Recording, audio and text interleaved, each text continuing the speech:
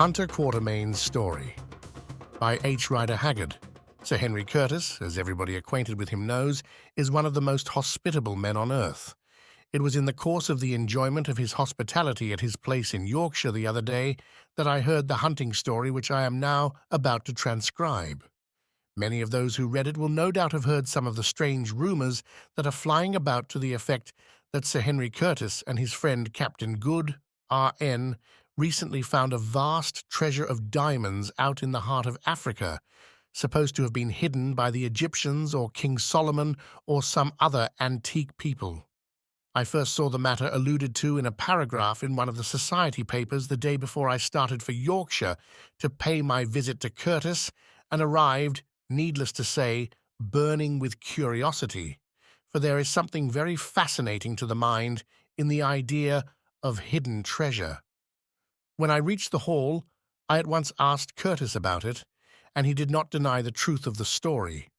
But on my pressing him to tell it, he would not, nor would Captain Good, who was also staying in the house. "You would not believe me if I did," Sir Henry said, with one of the hearty laughs which seemed to come right out of his great lungs. "You must wait till Hunter Quatermain comes. He will arrive here from Africa tonight, and I am not going to say a word about the matter, or Good either, until he turns up. Quatermain was with us all through. He has known about the business for years and years, and if it had not been for him, we should not have been here today. I am going to meet him presently." I could not get a word more out of him, nor could anybody else, though we were all dying of curiosity, especially some of the ladies. I shall never forget how they looked in the drawing-room before dinner, when Captain Good produced a great rough diamond, weighing 50 carats or more, and told them that he had many larger than that. If ever I saw curiosity and envy printed on fair faces, I saw them then. It was just at this moment that the door was opened, and Mr. Alan Quatermain announced, whereupon Good put the diamond into his pocket and sprang at a little man who limped shyly into the room, convoyed by Sir Henry Curtis himself. "Here he is, Good, safe and sound," said Sir Henry gleefully. "Ladies and gentlemen, let me introduce you to one of the oldest hunters and the very best shot in Africa, who has killed more elephants and lions than any other man alive." Everybody turned and stared politely at the curious-looking little lame man, and though his size was insignificant, he was quite worth staring at. He had short, grizzled hair, which stood about an inch above his head, like the bristles of a brush, gentle brown eyes that seemed to notice everything, and a withered face, tanned to the color of mahogany from exposure to the weather. He spoke, too, when he returned Good's enthusiastic greeting, with a curious little accent which made his speech noticeable. It so happened that I sat next to Mr. Alan Quatermain at dinner, and of course did my best to draw him, but he was not to be drawn. He admitted that he had recently been a long journey into the interior of Africa with Sir Henry Curtis and Captain Good, and that they had found treasure, and then politely turned the subject and began to ask me questions about England, where he had never been before, that is, since he came to years of discretion. Of course, I did not find this very interesting, and so cast about for some means to bring the conversation round again. Now we were dining in an oak-panelled vestibule, and on the wall opposite to me were fixed 2 gigantic elephant tusks, and under them a pair of buffalo horns, very rough and knotted, showing that they came off an old bull, and having the tip of one horn split and chipped. I noticed that Hunter Quatermain's eyes kept glancing at these trophies, and took an occasion to ask him if he knew anything about them. "I ought to," he answered with a little laugh. "The elephant to which those tusks belonged tore one of our party right in two about 18 months ago, and as for the buffalo horns, they were nearly my death, and were the end of a servant of mine to whom I was much attached. I gave them to Sir Henry when he left Natal some months ago." And Mr. Quatermain sighed, and turned to answer a question from the lady whom he had taken down to dinner, and who, needless to say, was also employed in trying to pump him about the diamonds. Indeed, all round the table there was a simmer of scarcely suppressed excitement, which, when the servants had left the room, could no longer be restrained. "Now, Mr. Quatermain," said the lady next him, "we have been kept in an agony of suspense by Sir Henry and Captain Good, who have persistently refused to tell us a word of this story about the hidden treasure till you came, and we simply can bear it no longer. So please, begin at once." "Yes," said everybody. "Go on, please." Hunter Quatermain glanced round the table apprehensively. He did not seem to appreciate finding himself the object of so much curiosity. "Ladies and gentlemen," he said at last, with a shake of his grizzled head, "I am very sorry to disappoint you, but I cannot do it. It is this way. At the request of Sir Henry and Captain Good, I have written down a true and plain account of King Solomon's mines, and how we found them, so you will soon be able to learn all about that wonderful adventure for yourselves. But until then, I will say nothing about it, not from any wish to disappoint your curiosity or to make myself important, but simply because the whole story partakes so much of the marvelous that I am afraid to tell it in a piecemeal, hasty fashion, for fear I should be set down as one of those common fellows of whom there are so many in my profession, who are not ashamed to narrate things they have not seen, and even to tell wonderful stories about wild animals they have never killed. And I think that my companions in adventure, Sir Henry Curtis and Captain Good, will bear me out in what I say."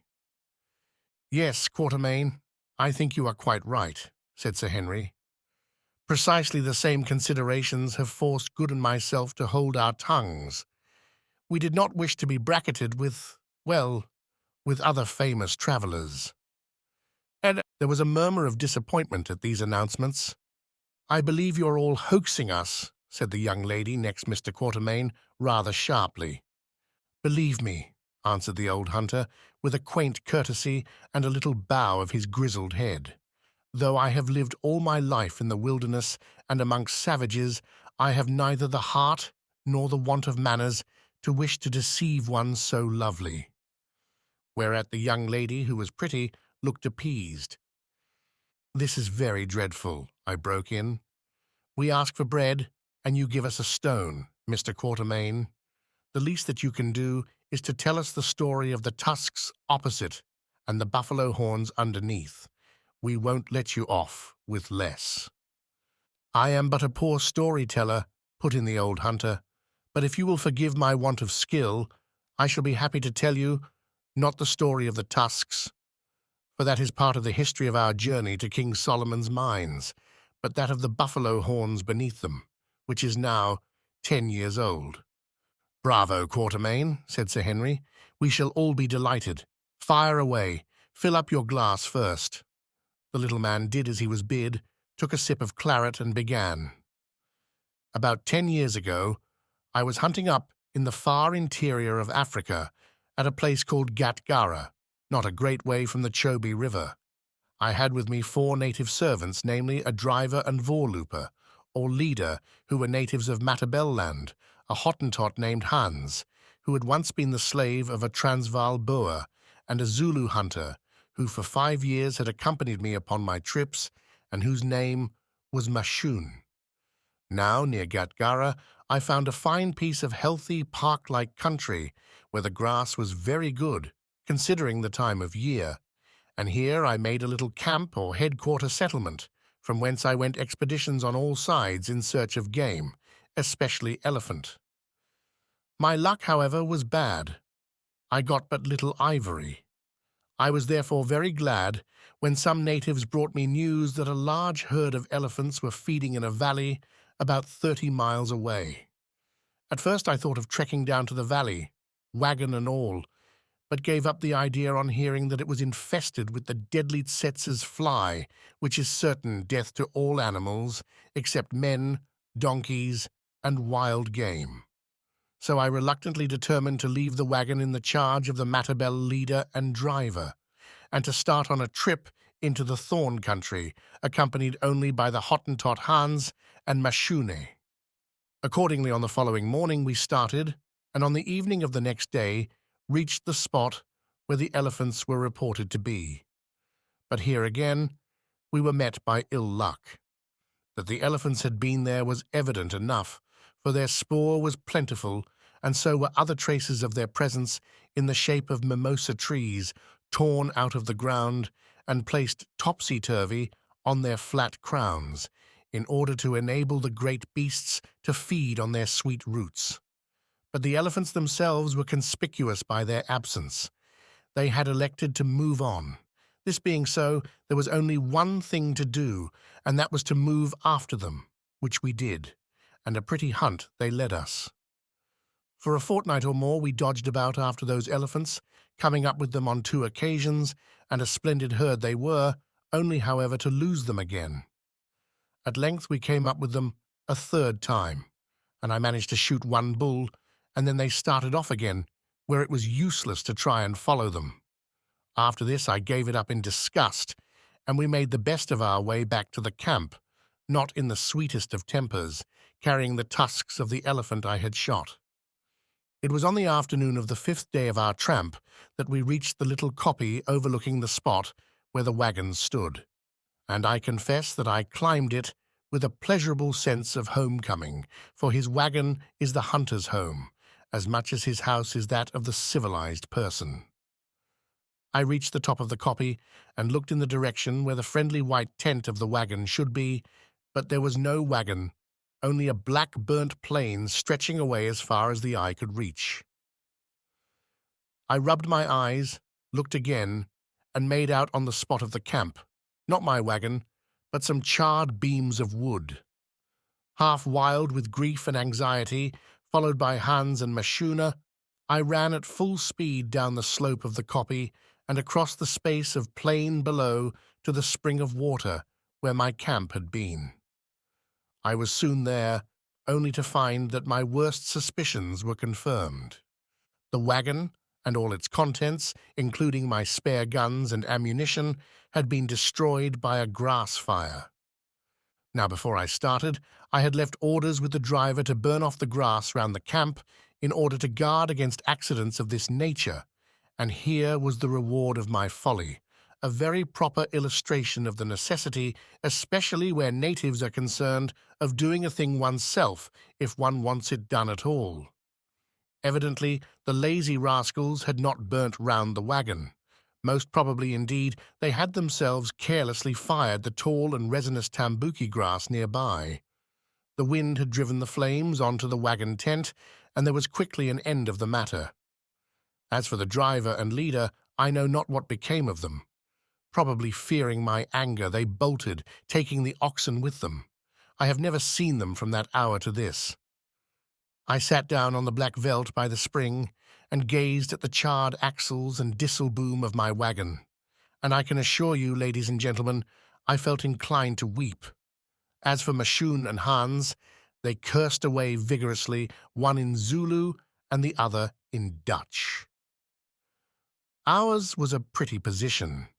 We were nearly 300 miles away from Bamangwato, the capital of Khama's country, which was the nearest spot where we could get any help, and our ammunition, spare guns, clothing, food, and everything else were all totally destroyed. I had just what I stood in, which was a flannel shirt, a pair of veldt schoons, or shoes of raw hide, my 8-bore rifle, and a few cartridges. Hans and Mashun had also each a martini rifle and some cartridges, not many, and it was with this equipment that we had to undertake a journey of 300 miles through a desolate and almost uninhabited region. I can assure you that I have rarely been in a worse position, and I have been in some queer ones. However, these things are the natural incidents of a hunter's life, and the only thing to do was to make the best of them. Accordingly, after passing a comfortless night by the remains of my wagon, we started next morning on our long journey towards civilization. Now, if I were to set to work to tell you all the troubles and incidents of that dreadful journey, I should keep you listening here till midnight. So I will, with your permission, pass on to the particular adventure of which the pair of buffalo horns opposite are the melancholy memento.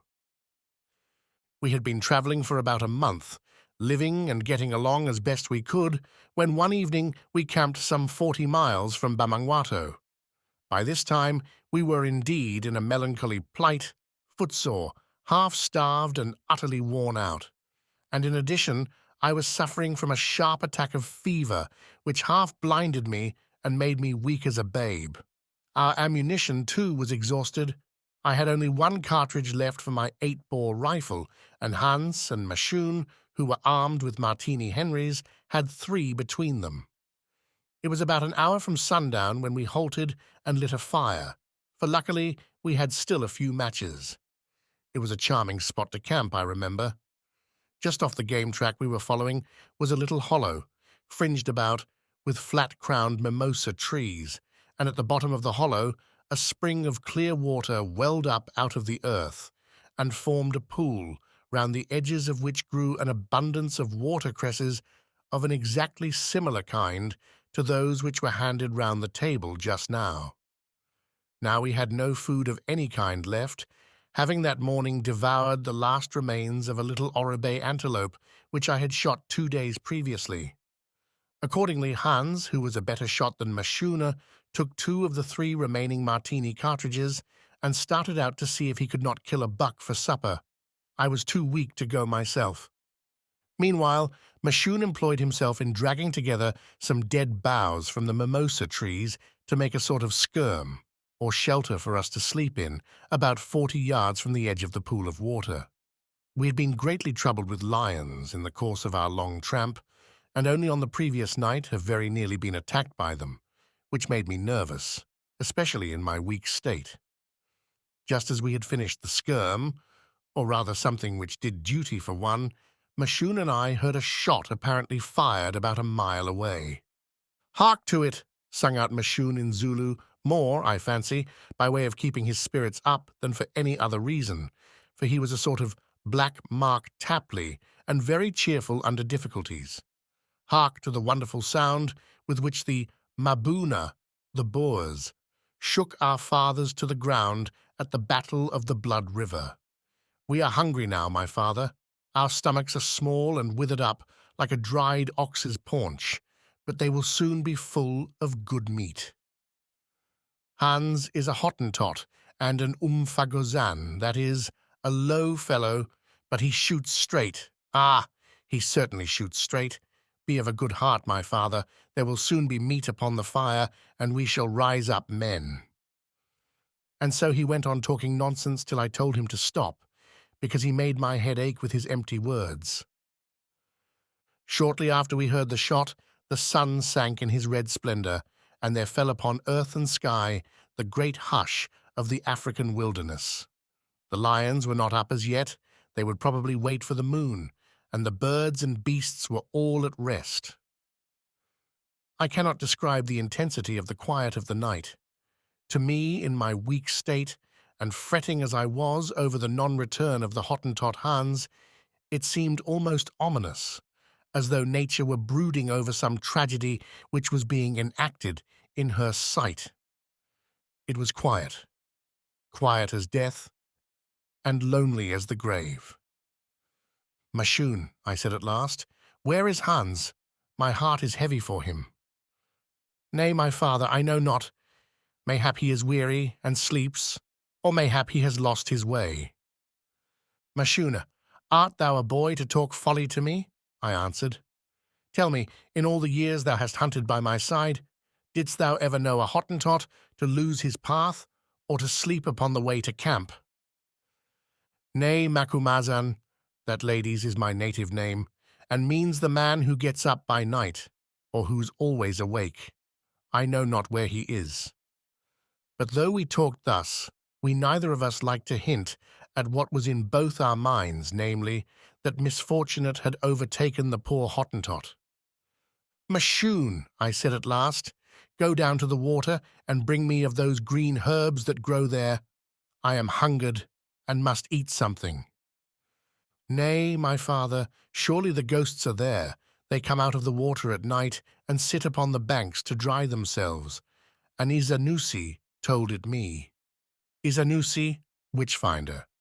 Mashuna was, I think, one of the bravest men I ever knew in the daytime, but he had a more than civilized dread of the supernatural.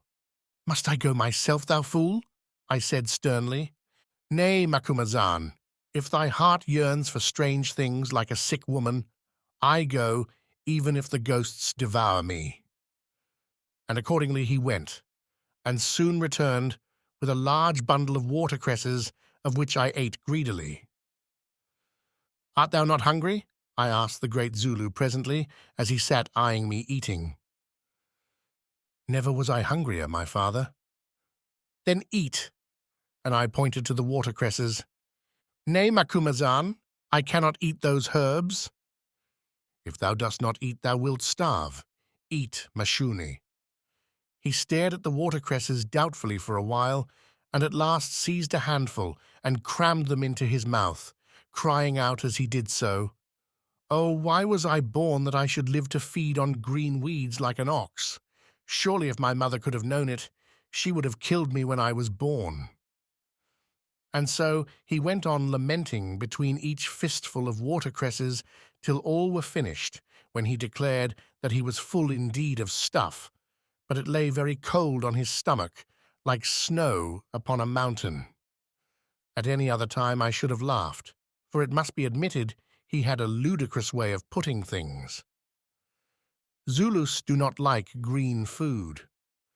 Just after Mashun had finished his watercress, we heard the loud woof, woof, of a lion, who was evidently promenading much nearer to our little skirm than was pleasant. Indeed, on looking into the darkness and listening intently, I could hear his snoring breath and catch the light of his great yellow eyes. We shouted loudly, and Mashun threw some sticks on the fire to frighten him, which apparently had the desired effect, for we saw no more of him for a while. Just after we had had this fright from the lion, the moon rose in her fullest splendor, throwing a robe of silver light over all the earth. I have rarely seen a more beautiful moonrise. I remember that sitting in the skirm I could with ease read faint pencil notes in my pocketbook. As soon as the moon was up, game began to trek down to the water just below us. I could, from where I sat, see all sorts of them passing along a little ridge that ran to our right, on their way to the drinking place.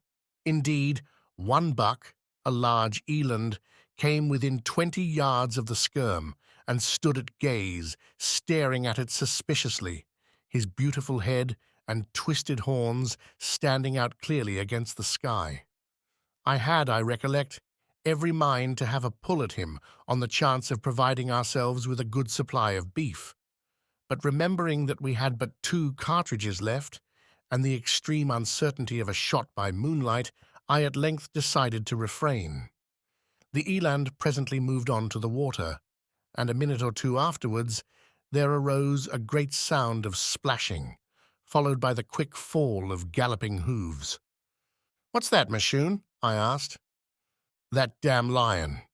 Buck smell him," replied the Zulu in English, of which he had a very superficial knowledge.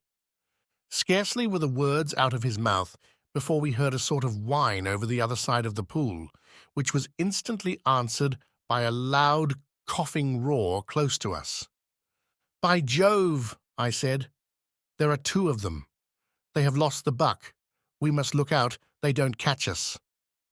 And again we made up the fire and shouted, with the result that the lions moved off. "Mashuna," I said, "do you watch till the moon gets over that tree, when it will be the middle of the night. Then wake me. Watch well now, or the lions will be picking those worthless bones of yours before you are 3 hours older. I must rest a little, or I shall die." "Koos, chief," answered the Zulu. "Sleep, my father, sleep in peace. My eyes shall be open as the stars, and like the stars watch over you." Although I was so weak, I could not at once follow his advice. To begin with, my head ached with fever, and I was torn with anxiety as to the fate of the Hottentot Hans, and, indeed, as to our own fate left with sore feet, empty stomachs, and 2 cartridges to find our way to Bamangwato, 40 miles off. Then the mere sensation of knowing that there are 1 or more hungry lions prowling round you somewhere in the dark is disquieting, however well one may be used to it, and by keeping the attention on the stretch, tends to prevent one from sleeping. In addition to all these troubles, too, I remember, seized with a dreadful longing for a pipe of tobacco, whereas, under the circumstances, I might as well have longed for the moon. At last, however, I fell into an uneasy sleep as full of bad dreams as a prickly pear is of points, one of which I recollect was that I was setting my naked foot upon a cobra which rose upon its tail and hissed my name, Macumazahn, into my ear. Indeed, the cobra hissed with such persistency that at last I roused myself. Macumazahn, Nanzia, Nanzia, there, whispered Mashun's voice into my drowsy ears. Raising myself, I opened my eyes, and I saw Mashun kneeling by my side and pointing towards the water. Following the line of his outstretched hand, my eyes fell upon a sight that made me jump, old hunter as I was even in those days. About 20 paces from the little skerm was a large ant heap, and on the summit of the ant heap, her 4 feet rather close together so as to find standing space, stood the massive form of a big lioness. Her head was towards the skerm, and in the bright moonlight I saw her lower it and lick her paws. Mashune thrust the martini rifle into my hands, whispering that it was loaded. I lifted it and covered the lioness, but found that even in that light I could not make out the foresight of the martini, as it would be madness to fire without doing so, for the result would probably be that I should wound the lioness. If, indeed, I did not miss her altogether, I lowered the rifle, and hastily tearing a fragment of paper from one of the leaves of my pocketbook, which I had been consulting just before I went to sleep, I proceeded to fix it onto the front sight. But all this took a little time, and before the paper was satisfactorily arranged, Mashun again gripped me by the arm and pointed to a dark heap under the shade of a small mimosa tree which grew not more than 10 paces from the skerm. "Well, what is it?" I whispered. "I can see nothing." "It is another lion," he answered. "Nonsense. Thy heart is dead with fear. Thou seest double." And I bent forward over the edge of the surrounding fence and stared at the heap. Even as I said the words, the dark mass rose and stalked out into the moonlight. It was a magnificent, black-maned lion, one of the largest I had ever seen. When he had gone 2 or 3 steps, he caught sight of me, halted, and stood there gazing straight towards us. He was so close that I could see the firelight reflected in his wicked, greenish eyes. "Shoot, shoot," said Mashune. "The devil is coming. He is going to spring."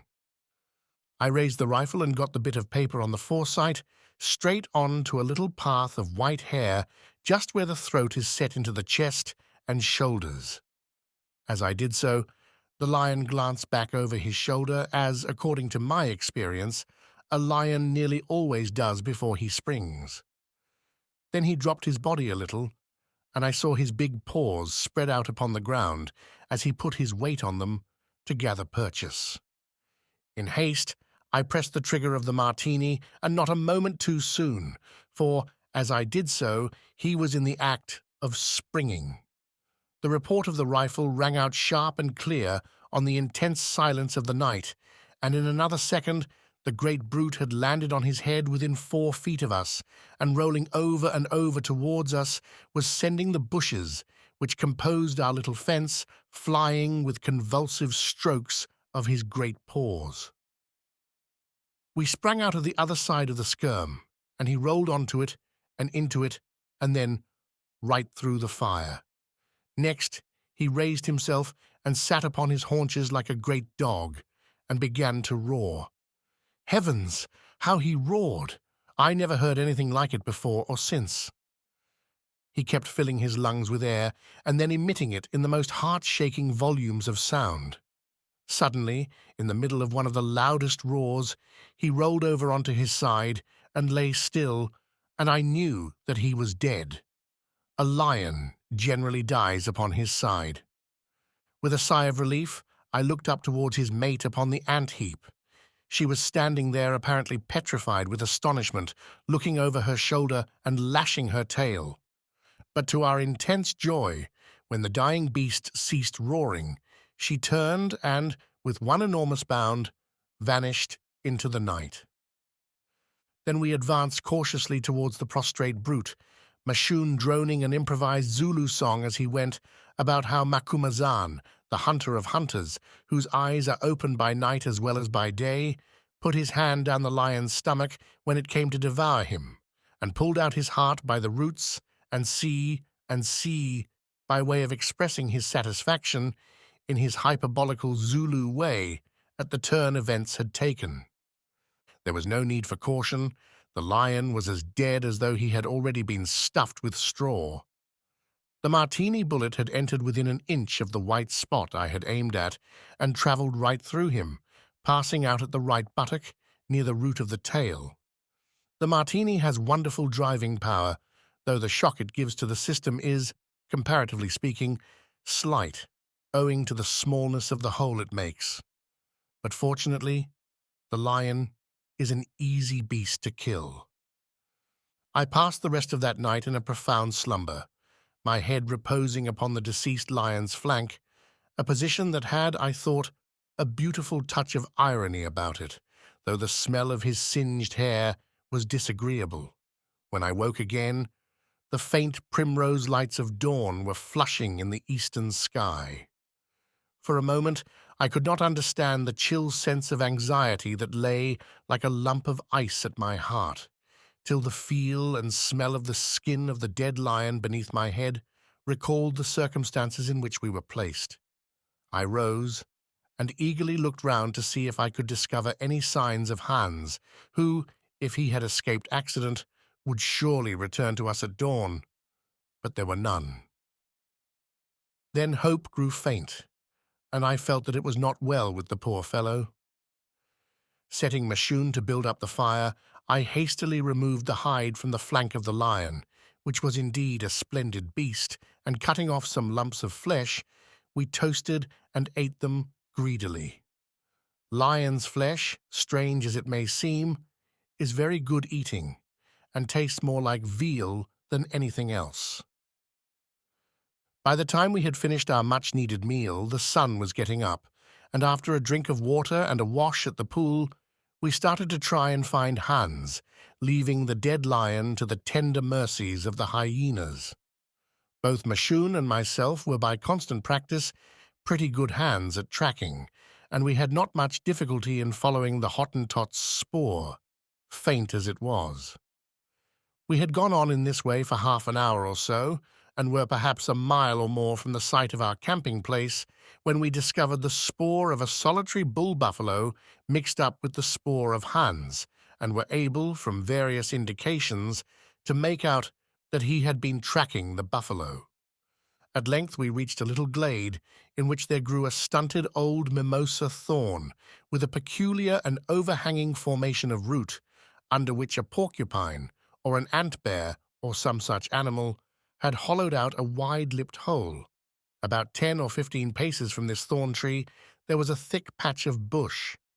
"See, Macumazahn, see," said Mashun excitedly as we drew near the thorn. "The buffalo has charged him. Look, here he stood to fire at him. See how firmly he planted his feet upon the earth. There is the mark of his crooked toe. Hans had one bent toe. Look, here the bull came like a boulder down the hill, his hooves turning up the earth like a hoe. Hans had hit him. He bled as he came. There are the blood spots. It is all written down there, my father, there upon the earth." "Yes," I said, "yes. But where is Hans?" Even as I said it, Mashun clutched my arm and pointed to the stunted thorn just by us. Even now, gentlemen, it makes me feel sick when I think of what I saw.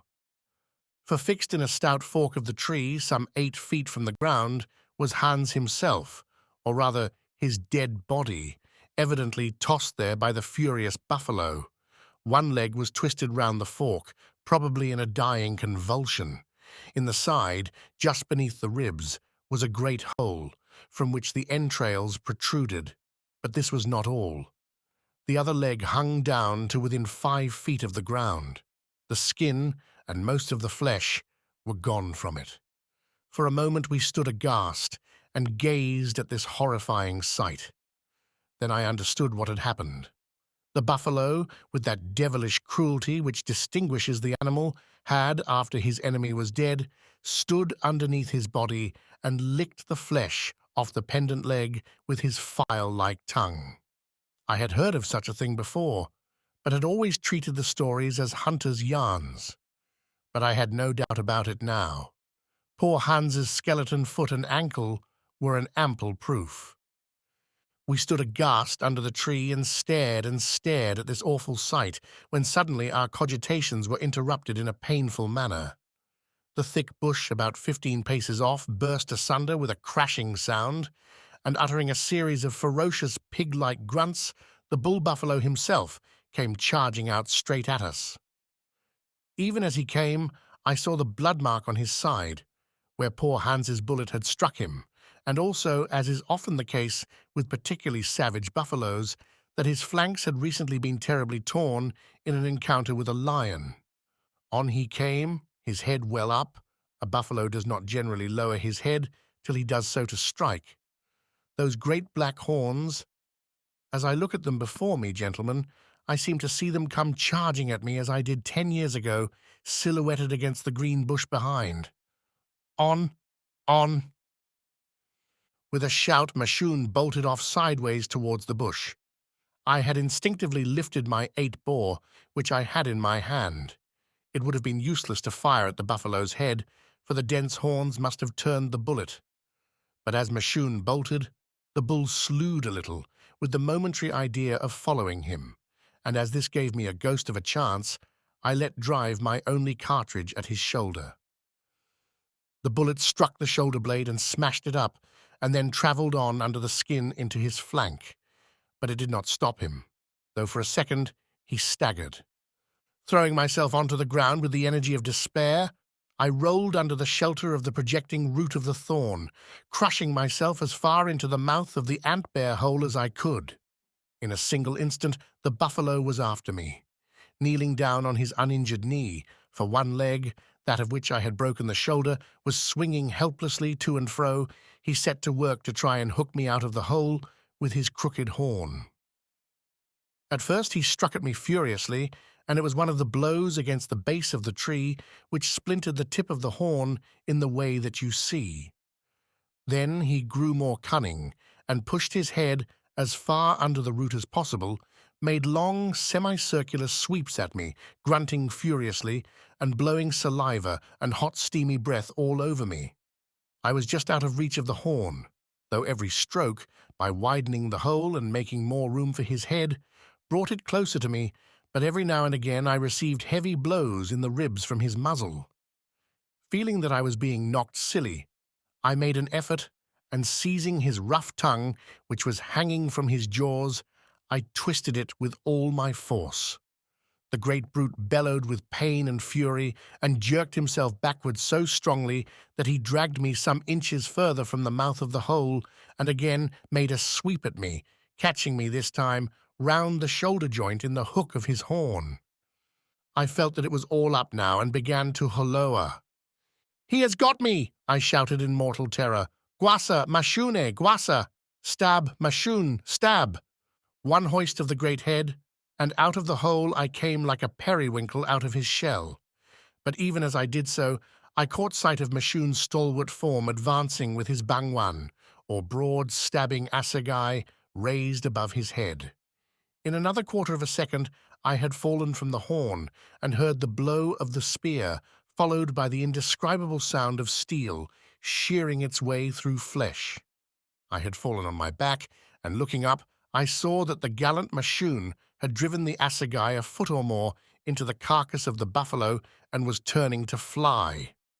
Alas, it was too late. Bellowing madly and spouting blood from mouth and nostrils, the devilish brute was on him, and had thrown him up like a feather, and then gored him twice as he lay.